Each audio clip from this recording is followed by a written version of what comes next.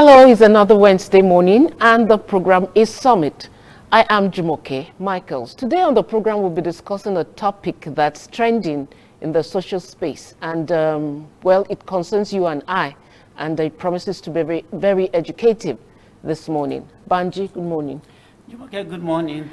Good to be here again. I know journalists are in the eye of the storm because anyone that goes against the proposed bill, that by the time the bill, I believe you want to talk about. Yeah, that's the social media bill and the hate speech bill. Now, any journalist actually goes against the supposed law, that's if it's eventually passed.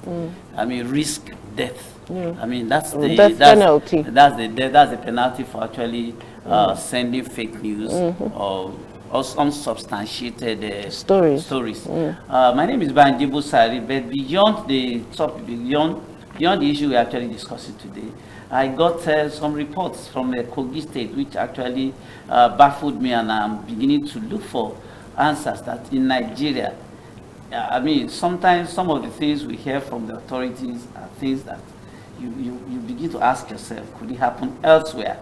In Kogi State, for instance, the IGP, in defense of the killings, said that the helicopter was actually used to disperse troublemakers. I mean, how would you differentiate between troublemakers and the genuine voters that's from the sky?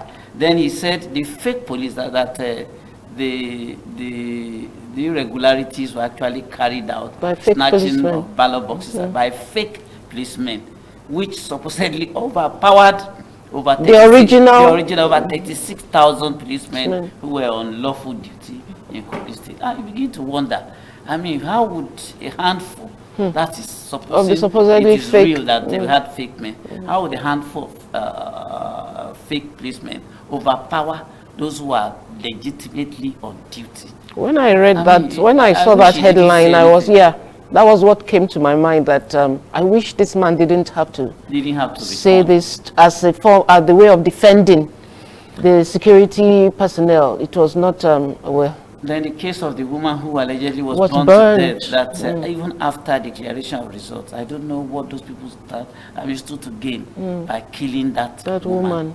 Whatever the offense was, the elections that have been won and lost. Exactly. So why? And their party lost after all. You know, so it's really sad. It's a learning process. But I think we can go about our elections without actually recording any casualties. Not even death at all. Not even death. But the winners, that's Yaya Bello and De Villion, would actually be getting their certificate of return tomorrow. Yeah. That's Thursday. All right, we wish them all the best. And but today on the program, like we said, we are talking about falsehood and manipulation bill. Talking about the social media bill, like we said, that's and the popular name. But it's actually the falsehood and manipulation bill, and then the hate speech bill. You know, people have lumped it together, but they're actually two separate bills. But I guess that the motive behind them makes them similar, and that's why they've been lumped together. So that's what we'll be looking at on the program today. And like we also always do, we'd like you to be part of this conversation by sending an SMS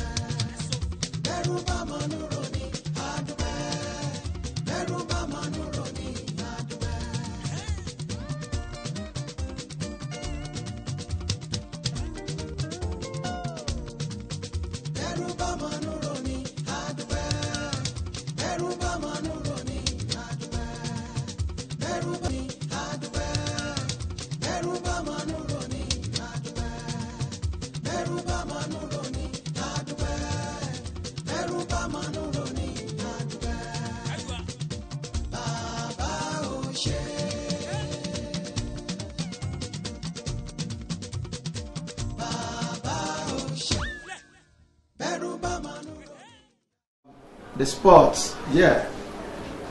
The local government has involved in the sports on many occasions. We've had a series of organized programs that we have done in the area of sports. The one that has even won us many trophies, because we in the junior league, in the principal cup, and host of other competition in the state, we have been involving in all this, and we always come back with different trophies. We can say that different trophies at one time or the other. That makes us to partner with a particular scouting agency from Germany sometimes last year, and we've been able to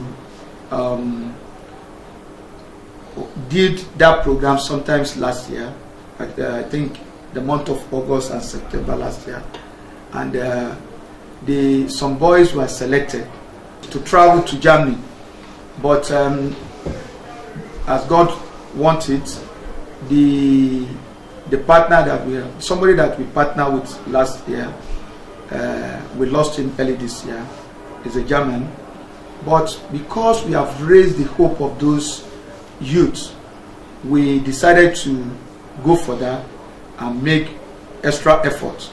And as of today, to God be the glory, we've got about 10 of them have gotten the visa to travel to Ukraine for trial in Ukraine, in which I strongly believe that if they are able to be signed into club over there, I believe it's going to be a good story for the local government.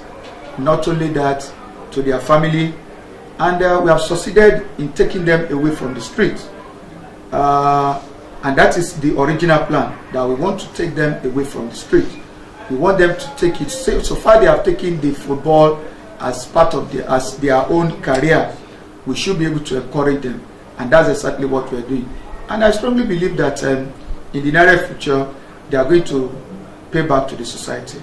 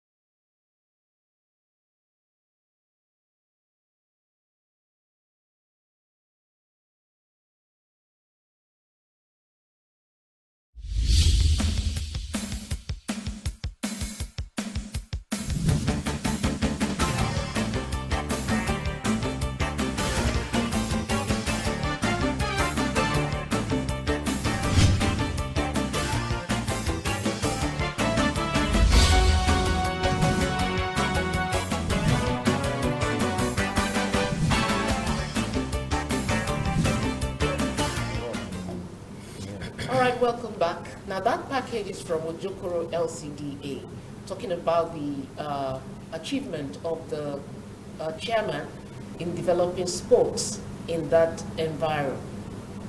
It just came back from taking the children to Ukraine, like we said on Monday, and periodically we'll be showcasing his achievements in that LCDA. But meanwhile, we'll be going on to our discussion this morning. Like we said, it's titled Falsehood and Manipulation Bill.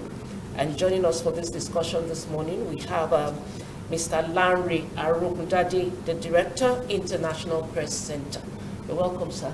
Thank you very much. Good to have you this morning. Good morning. Thank you very much. All right, we also have Dr. Qasim Akinreti, the Chairman, Nigerian Union of Journalists, Lagos. Welcome, sir. Thank you so much. Good to have you. All right, nice so This discussion this morning, which have the two apt people as media people who can actually address and educate the people. And don't forget, like we said, you can be a part of the discussion by sending an SMS. Please do not call. Just send us an SMS telling us your name and where you reside, and then we'll read out your message on the program. Banji? Yes, this is our Jumake, this is about us. Yeah. The fourth estate of the rep, that's the media. media men. This is about us, but this is an issue that the National Assembly has actually taken upon itself. There have been so much criticisms about the proposed bill, which is actually in the Senate now, being sponsored by a senator from Niger. Now, should the first and foremost issue that I'd like to ask is, this bill, should it have actually come from one of us, that's the journalists, the media men, or a national assembly issue? Should it have actually got to that level, or is it because we're unable to regulate ourselves? That's why maybe a supposed outsider seems or are seeking to regulate us. Let me start from Mr. Arogundade. Start from the chairman. Now that's what happens when you have two media gurus to start from the chairman. seated at the same time. I need to start from him. All right, he has thrown it back to you. Either way, my due respect to Chairman Emeritus. When he was the chairman of the union, we are just a member, a floor member. But God in His mercies has also enabled us to be there now. So I thank you for your wisdom and the touch bearing you give to us. Right. I think appropriately, a bill can come from anywhere, from anyone. It could be a private sponsored bill. And erroneously, the media has tagged that bill social media, and it's not. It's what? Falsehood, protection against falsehood and manipulation bill. That's the name of that bill. However, because it is through the transmission of falsehood,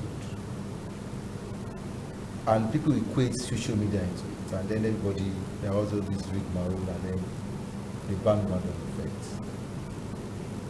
But what is important, and what we need to take away from that, is that which means we have all agreed that social media platform is for falsehood and manipulation platform, which is not. So you shouldn't have it that it will come from the NUG because from the Nigerian journalists, because for us, we are not a purveyor of falsehood or we are not manipulating any stories or facts. We deal strictly with facts, and comments are free when we place the facts right there. So people, we need to understand that. And we are regulated.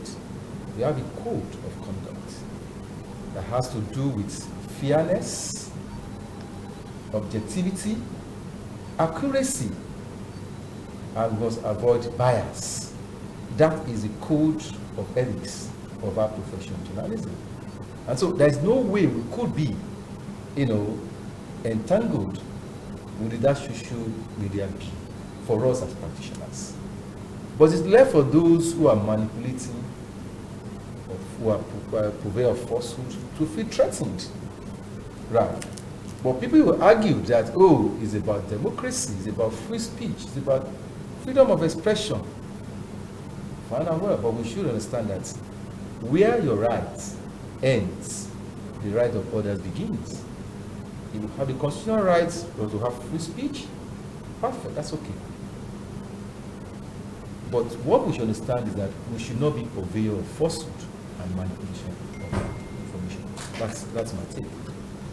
But then again, you should not be. But for the Senate to have actually, that's the highest lawmaking organ of the country. Yeah. For the Senate to have taken it upon itself to do it, of course, they must have observed that the NUJ itself, particularly some of its members, not NUJ now, some of its members are not really following the code as you have just said. That's not true. Now, let me cite an instance. Okay. Recently, about 2 months ago, the office of the vice president was actually indicted. Allegedly indicted for certain misappropriation of funds. Yeah, misappropriation of funds. Yes. And when the VP, the vice president, threatened to sue the people concerned, within days there was a retraction. Such a heavy allegation against the office of the vice president. Yeah. There was a retraction. Sure. Now, where was the source of such big manipulation of maybe falsehood?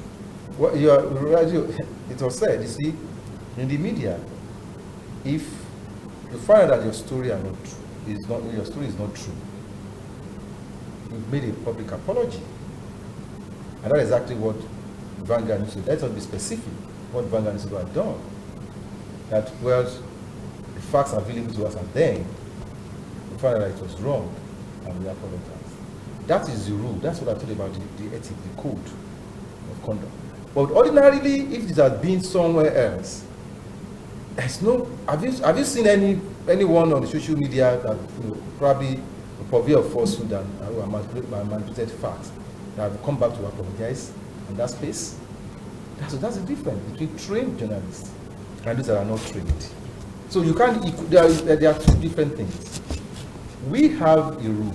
We have a code that we are following, right? And we are being regulated. There is a regulation from the union. There is even a regulation from the particular media, what we call our style. And we also respect the regulation as what is in the constitution. So three levels, and that's what three levels of gatekeeping. But in the social media and the use of the multimedia tools, because I'm an academic and teacher, I teach new media, so I always try to define these things. Let's not be explicit about it. And that's why I had to let you first of all know that bill is not social media bill. It's called falsehood and manipulation bill. So I try to put it in perspective. What has happened to Vanguard News specifically it was quite regrettable, and they make a public apology, and that ends it. Right. So maybe emeritus can take it from there. You can see why I said the chair. While you are answering that question, I also want you to define fake news. Wow. Okay, I thank him for his clarification. Although the full title of the bill is actually Protection from Internet Falsehood, and I think this is where the social media aspect, comes in. And the bill also talks about the fact that if an organization fails to block false information on its platform, will be liable to a fine of between 5 to 10 million. And that where telecoms like Glo, Airtel, or any one of them, they don't stop something, they will also be liable to fine. And I feel that these are the problem areas, with this bill. But the way the internet works, and he is an expert in this area. First, part of the problem is that you have what we call, misinformation, which is what often happens on WhatsApp. Somebody gives you something, you are not sure of the source. You share it not knowing that what you are sharing, is false. So it does happen until when people say, "Oh, we have seen that thing somewhere," it's not necessarily true, and then you change, that. The other aspect of it is that you could also have a situation whereby somebody is deliberately, spreading false information. That is what we call disinformation, and the two of them constitute fake news. So something is really false, but you deliberately put it out there, to cause problem. That is disinformation. But the way the internet works is that some of these things can actually get to your platform without you necessarily being responsible for it, because there's also the tendency for you not to know. It's a different thing when you now know and you don't do something about it. And the truth of the matter is that whether you are talking of the social media or the internet, it's actually self-regulating in a sense. Because these days, when you put something out there, within a short period of time, there's a recent example when the Minister of Works talked about our roads, that our roads are not as bad as being portrayed. I think somebody circulated the image of a supposed road in Nigeria. And within a short while, somebody else came and said, "Oh, this road is actually a road in Liberia. It's not in Nigeria." There are tools now, even on the social media, for detecting fake news. And for those of us in the media, a lot of training has gone into this. How you could check the source of a video or the source of a photograph and the rest of them. So one would think that government should put its energy into working, with service providers in this sector to check all these things. That is why you have a National Communications Commission. That is why you have a National Broadcasting Commission. As a matter of fact, we even feel that the two, should come together. Having said that, let me also agree with Dr. Akinreti that immediately people talk about social media, you're already talking about the media. I think there's a difference. The social media is a platform for all citizens to express themselves, to state their opinion, to share information, to share, photographs. It's not the same thing as media in terms of a sector where professionals operate.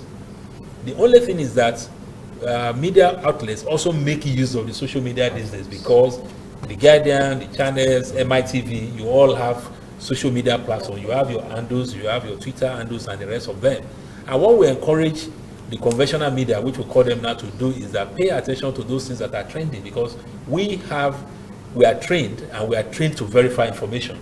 So if something is trending, I'm sure MITV will not put it on its Twitter handle or Facebook or whatever without verifying, without calling maybe the Commissioner of Police in Lagos State to say, oh, is this still true? And then you put out the information there. What government should do really is to work with the media, to empower the media to be able to do this more. Because false information would always be there. Before the social media, it was there. All kind of false information, people would tell you, oh, we're working in Oshodi, something happened to me, my manhood disappeared. Until the police started arresting those who claimed that their manhood had disappeared. I said, okay, you have taken your manhood, okay, come to the police station. That was when, it stopped. So that is it. The other side of this issue of falsehood really is that who actually perpetrates falsehood? People should stop intimidating the media, making it look as if all we do now as media is working on fake news. Why? What is the meaning of that? How about those in government who lie? We've seen ministers who lie about the state of our hospitals, about the state of our roads. What do we do about them? In the last elections, we were monitoring the coverage of the elections. I can tell you that the incidents of fake news that we detected as an organization, and I'm talking about the International Press Center, came from the APC and the PDP. Their spokespersons circulated false videos, images of rallies by Atiku and President Buhari. In one instance, a PDP spokesperson circulated a false video of an alleged crowd that welcomed Atiku in Jigawa, which wasn't actually a crowd that was there. In another instance, they manipulated the crowd of Atiku somewhere and made it look like that of President Buhari. There was another one, they said Buhari had a huge crowd in Kano, and when we used some tools to check, we discovered that crowd was actually a crowd in a football stadium. How many of them have been brought up? And this is people now want to sit on judgment and say that some people, I feel that all this kind, and then you have this protection from internet falsehood, and then you have another one, hate speech bill, National Commission for Prohibition of Hate Speech. They want to establish a national commission at a time when we are saying we want to manage our scarce resources. So you want to establish. In fact, when I was reading the commission, they even wrote it there that the commission can invest its money, in securities and whatever. And I'm wondering, you say you are doing a commission on this field, you are already talking of investments. I don't understand all this kind of things. I think where the issue of journalism gets intertwined with this new media, the social media, is the fact that some journalists publish news relying on social media information to dish out reports and all that. We know that it's actually happening. But the Minister of Information is also saying that the plans concerning these bills are not to gag journalists or to stifle free speech.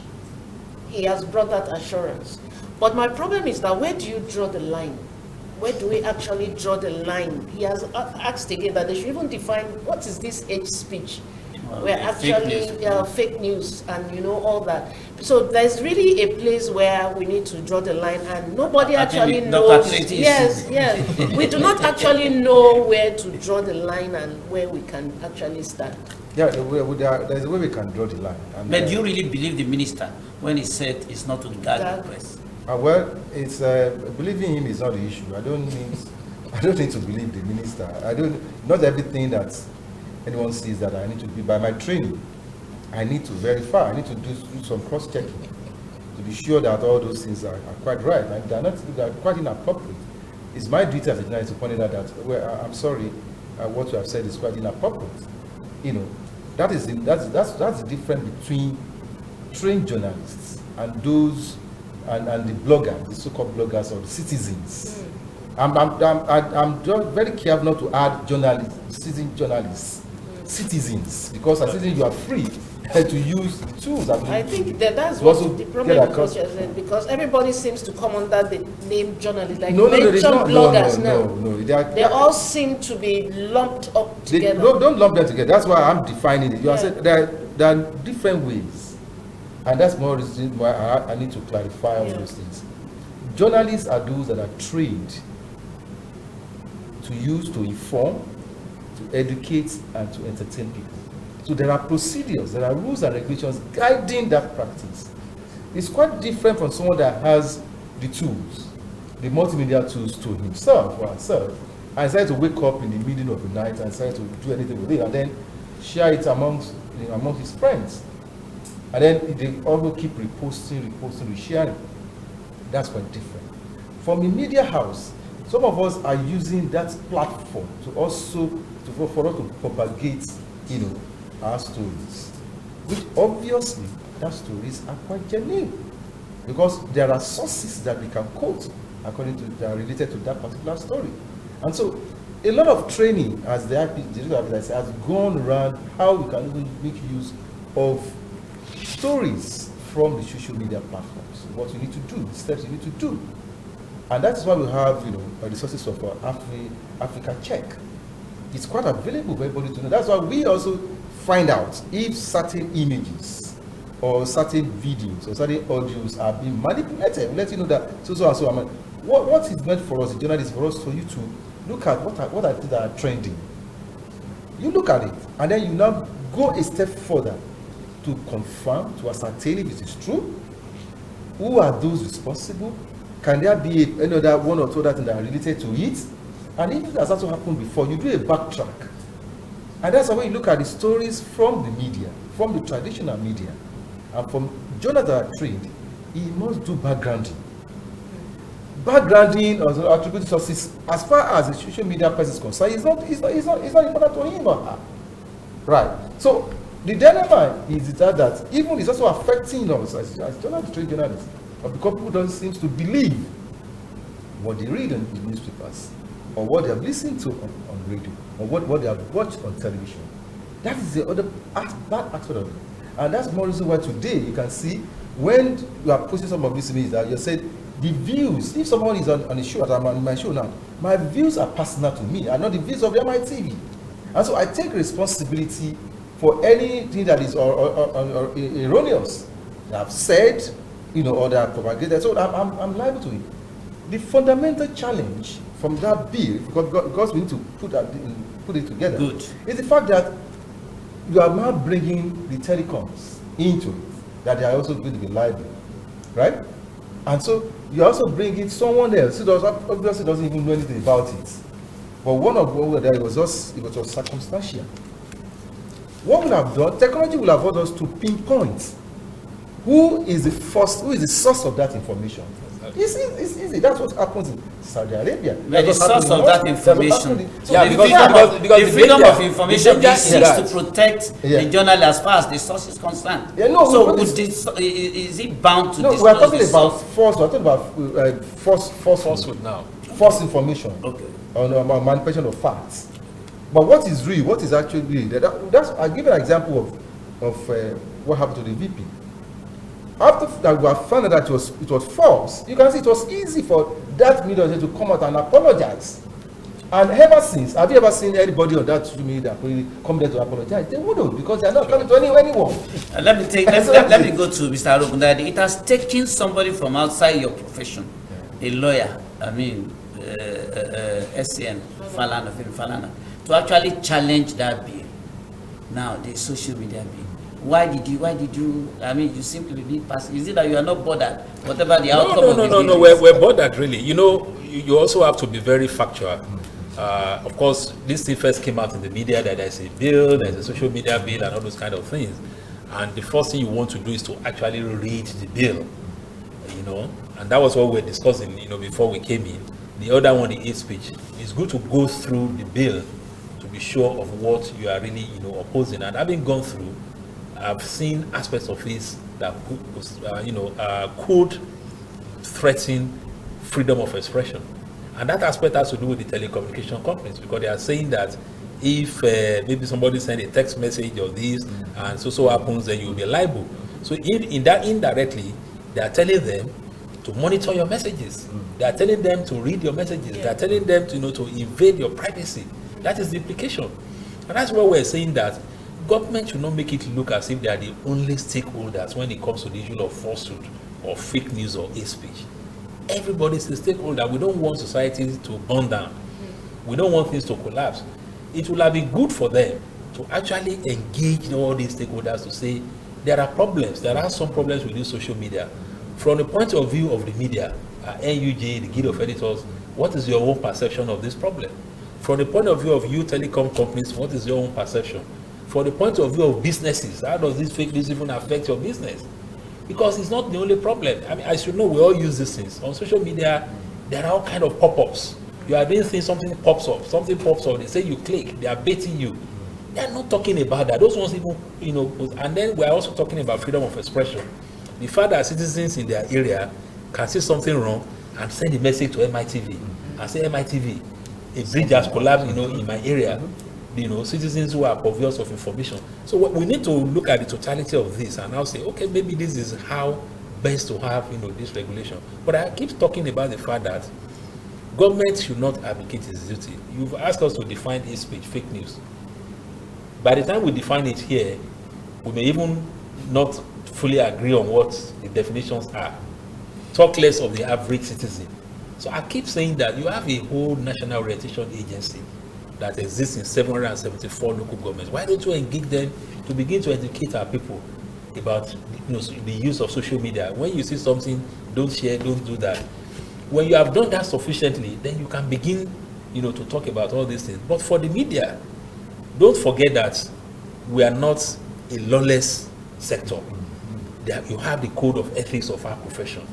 During the last elections, before the elections, we had the Nigerian Media Code of Election Coverage, NUJ, all umbrella subscribe to. It has a section on hate speech, all these kind of things. So the minister should not make it look as if we are not concerned. At the level of areas where we have control, we are doing this. And in my last conversation with the current NUJ president, I told him, I said, look, for media organizations that operate online, because these days 2, 3, 4, 5 people could come together. I was even suggesting to the NUJ, I said, why don't you redefine the criteria for membership of NUJ in terms of having chapters? Look at the online environment is different. So the idea that you must have this number of journalists may not apply, but maybe where the founder of that online newspaper is a journalist who has been a member of NUJ or has gone through training, why don't you create some criteria to allow maybe 3, so that you can bring as many as possible under the umbrella, in which case they will be banned by the ethics and code of the profession. That kind of thing, we need to do. So we're dealing with something that has a multiplier effect, and it's good for us to, think, through this. But let me also make the point that even this internet falsehood that the bill is talking about is already covered by some other laws. Okay. You have the Cybercrime Bill, Cybercrime Act. The Cybercrime Act, in fact, deals with all these things. That if you go online, you do all kinds of, you manipulate information. It's all like encompassing. So why do we need this new one? It's because when it suits the government, apparently they try to choose which one is better. Agba Jalingo is being tried under the cybercrime law. That's it. So why do you need to go and rake up some other bills in order for you to cover other areas which ordinarily, if you go and look at the status books, they're already covered. That's one of the areas of concern that we also think that it's not necessary. I think the viewers can join us. Yeah, you can join part of the conversation. Some people are already calling, but like I said, we would prefer you to just send an SMS with your name and location and what you think about this topic, falsehood and manipulation bill. Please just send an SMS. I will not pick your call. Just send me an SMS and I will read your message. Now, All right. okay, while Mr. Arogundade was actually making his contributions, he spoke about the content of the bill, which is not fully known to members. Yeah. How much of this do you know yourself, and how much is actually known to your member as to the content? Or are you waiting for the bill to be passed? No, not at all. Not that that's one of the things we're also going through now. The first thing there is that you're going to individual, you pay 300,000 naira, and you're also liable to imprisonment of 3 years at the first instance. Then if there's a company, you pay 10 million naira, right? But when you read further, what does it seek to do? To protect what?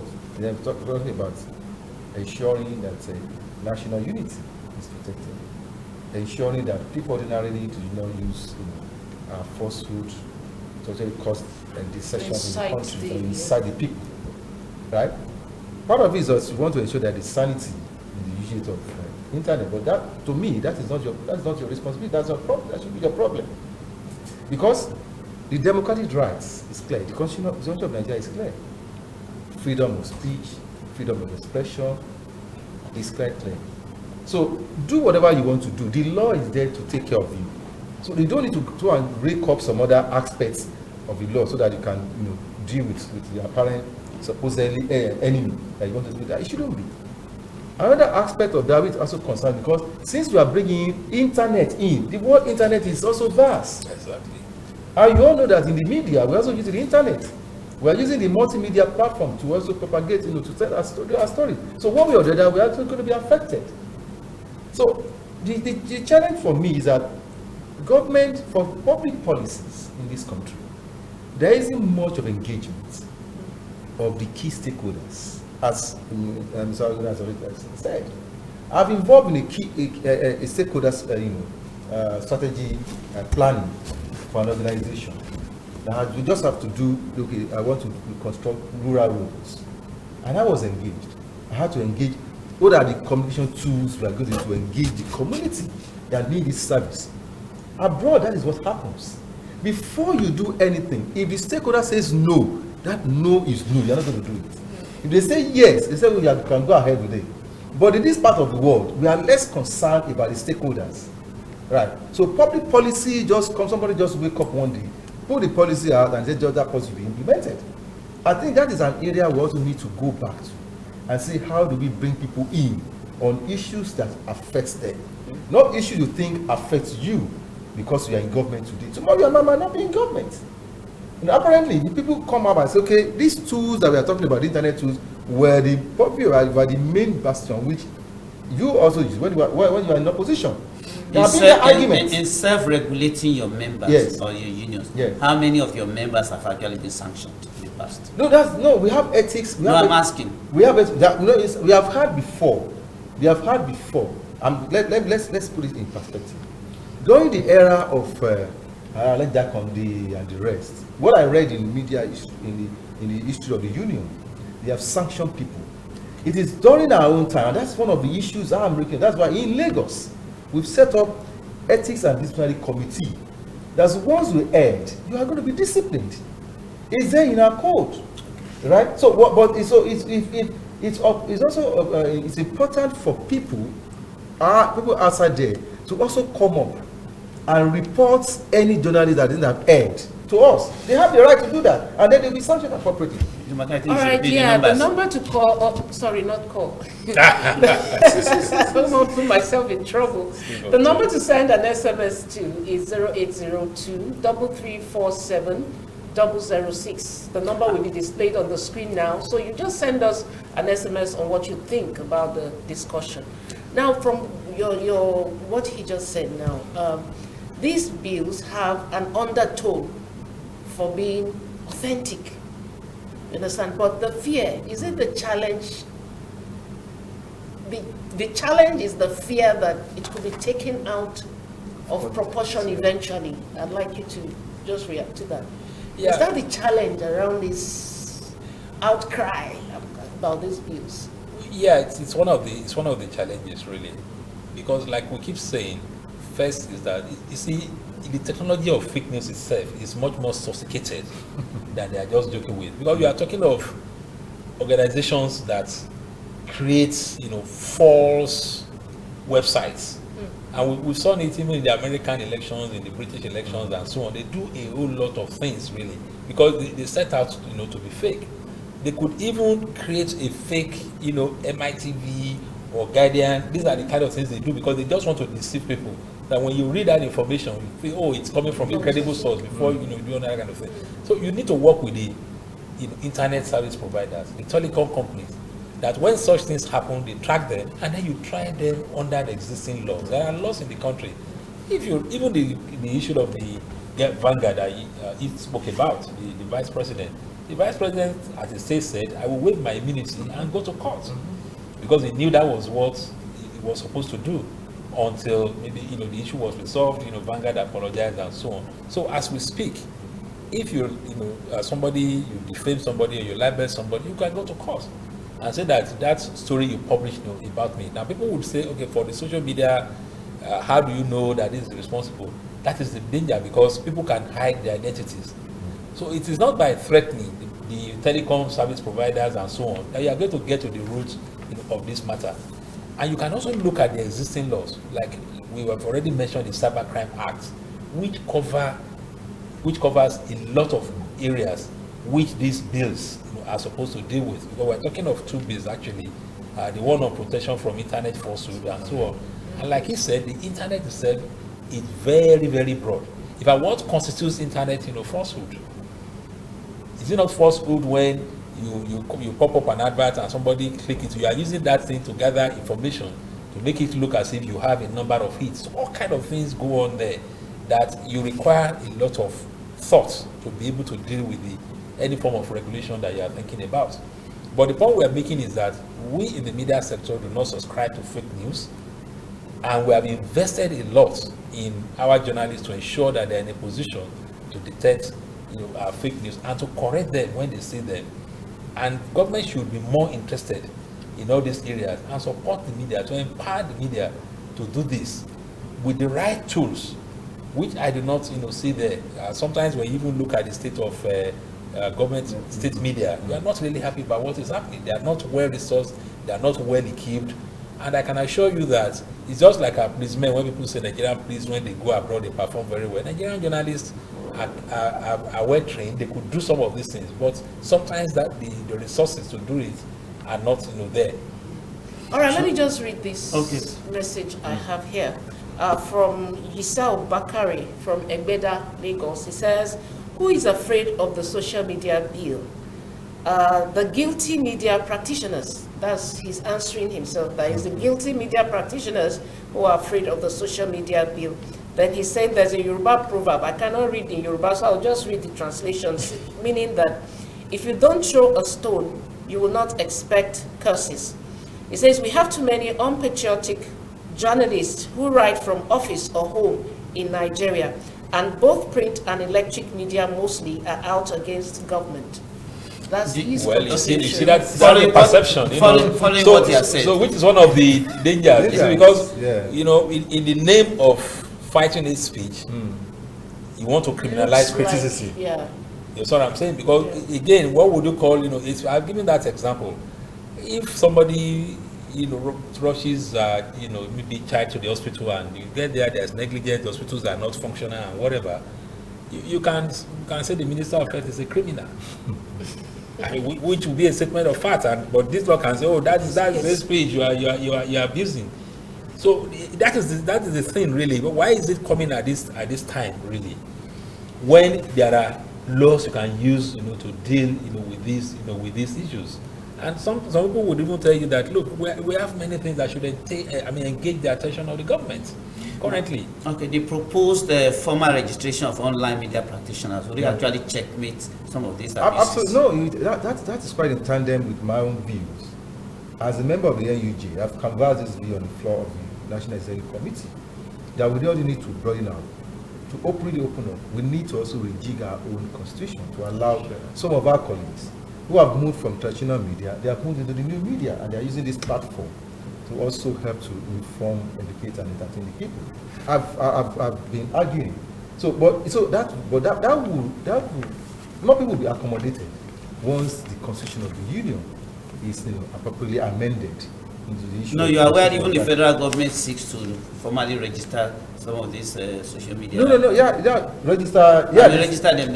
Yes, to register them. That's a practitioner's. No, that's one of the areas where we always have disagreement with governments. Some of these things are not within their own public. They should leave that on to different sectors. I said the major challenge. No, you mean they should not license them just as the conventional media? License. Leave all that to the NUJ, for example, to the Guild of Editors, for example. You see, there are certain things ordinarily should not engage. There are certain that ordinarily that doesn't mean that government does not need to exert pressure on, that you can leave to all the constituents, the stakeholders to take care of. You just be there as an officer at the other end and watch. And if there are critical issues, you can call all these people together and say, oh, how did you see that, see that? And that's actually the major challenge with the Nigerian Press Council Act. That you don't engage, you are just bringing so many other things into it, and you are going to lord it over the practitioners. No, there is a major problem there. For us in the NUJ, as my colleague, as Chairman Emeritus has said, that will be the next thing we need to do. Because a lot of our colleagues who have left the traditional media are now using the social media platform. They now have a news website by themselves. Two quick examples. We need to go. Yeah. Quick example is the cable news online, the premium times news online. They have raised the bar, and so we need to bring this guys into the NUJ fold. Your final word to the federal government. They need to know that they are not the only stakeholders when it comes to these issues, and they need to carry interest groups and citizens, along. These bills should be put aside. Let's have discussions, and then we can agree on the way forward. Thank you very much. All right, thank you so much for being a part of the program. Thank you, Mr. Arogundade and Mr. Akinreti. And for those who sent messages, thank you so much. We'll see you again on Monday. I am Jumoke. Michaels, bye. And I'm Banji Busari. See you again on Monday.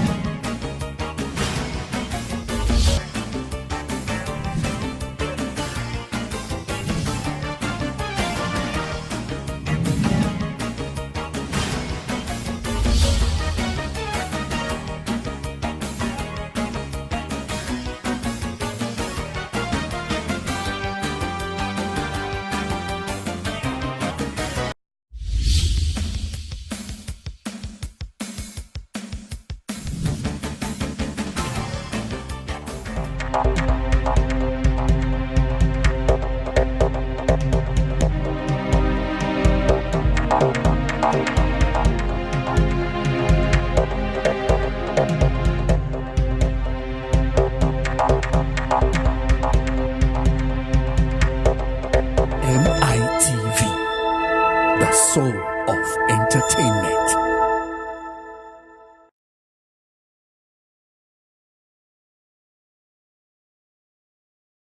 Everything we do in life has to do with what we intend to become. There are challenges and there are challenges. Join me every Thursday 9 p.m. to 9:30 p.m. on My Success Stories, where we share the life experience of distinguished and notable personalities who went through thick and thin before achieving their success. For participation, sponsorship and advert placement, please contact the number shown on the screen. My Success Story, where entrepreneurs are celebrated.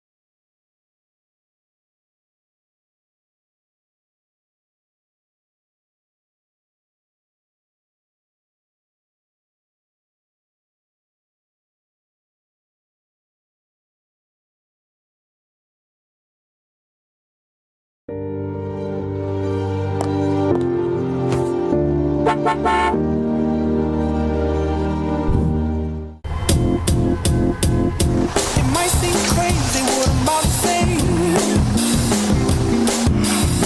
Sunshine, she's here, you can take a break. Happier? Hot air balloon that could go to space. Because I'm happy. Clap along if you feel like a room without a roof. Because I'm happy. Clap along if you feel like that's what you want to do. Bring me down, can't nothing bring me down. I said, because I'm happy. Clap along if you. All your favorite TV stars, the best of local dramas, sports, music, and kid shows, and much more on DSTV. Happier holidays with DSTV. We definitely can't do without food and drinks. Tasteboard is a cook, drink and healthy lifestyle show, showcasing the preparation of easy meals and cocktails as well as discussing healthy lifestyle tips. On Tasteboard, we teach you how to prepare mouth-watering meals, dining on a budget, preparing delicious meals from leftovers, showing you kitchen tricks and healthy lifestyle tips. Join me on MITV every Saturdays from 8:30 to 9 p.m. For sponsorship and advert placement, please contact the numbers showing on your screen. Tasteboard, pleasing to taste. Hello and welcome to Vivid View. I am your anchor, Achilles. Merit has been thrown overboard. Is either you are a member of this court, or member of this church, or member of these mosques, or member of this sect. People now use cultist-based idea to get things done. Gone are the days where we have students that burn candles. It's not the candles that they burn, but the time, how many hours they spend on their book. Even if you are even attempt to rape or you attempt to commit defilement, you go in for 14 years. Biblically and culturally, everything that has to do with the home is with the man. Even if the woman has PhD, the man must provide for the woman. Vivid View. Say and do it.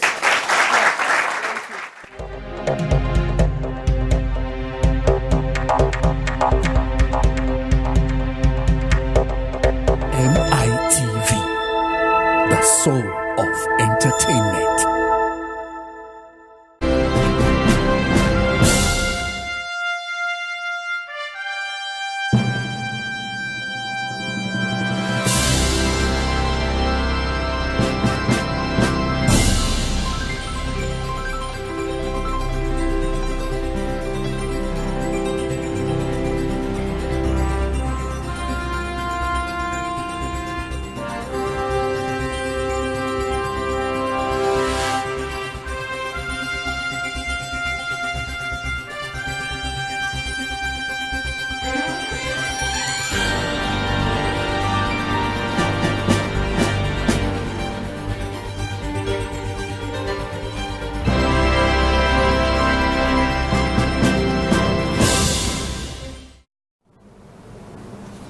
Good afternoon and welcome to MITV News at 12, coming to you live from our broadcast studio here in Lagos. I am Kemi Omoshibi. The Department of State Service has defended the continued detention of the convener of the #RevolutionNow protest, Omoyele Sowore, just as it insisted that Sowore would only be released if there is proper documentation of persons willing to bail him. Addressing a news conference in Abuja on Tuesday, the spokesman for the service, Peter Afunaya, insisted that the appropriate persons have not come for his release, just as he claimed that personnel of service were being threatened. And despite that, the DSS has continued to hold the right of citizens in high standards. The DSS spokesman explained that those who came for Sowore's release were protesters and administrative procedures must be followed for him to be released. He stressed that only the persons who stood as sureties for Sowore can secure his release from the DSS custody. The DSS said the Sahara Reporters publisher was granted bail by the court and the service has received the order, but people who should take his delivery through proper documentation have not come.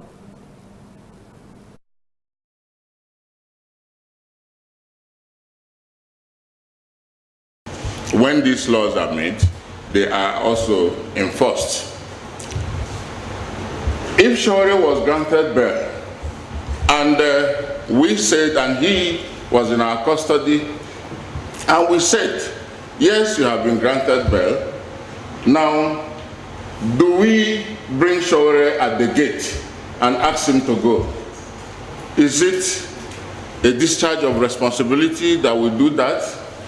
What if Shore was going on the road and he was knocked down by a car?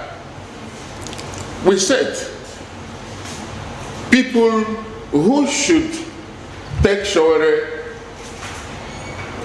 through proper documentation had not come. And they didn't come, and up till now they didn't.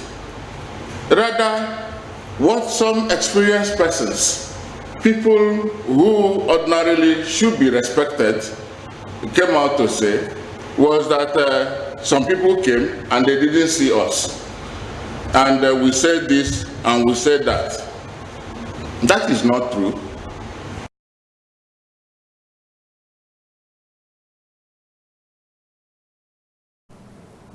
President Muhammadu Buhari has urged the National Assembly to fast-track the passage of the Special Crimes Court Bill, described corruption as the cause of many major problems in the country.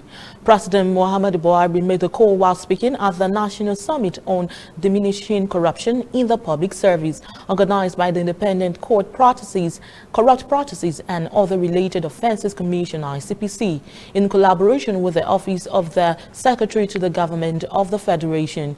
The President also called on the judiciary to embrace and support the creation of Special Crimes Court and noted that the passage of the bill was a specific priority of this administration's Economic Recovery and Growth Plan 2017 to 2020.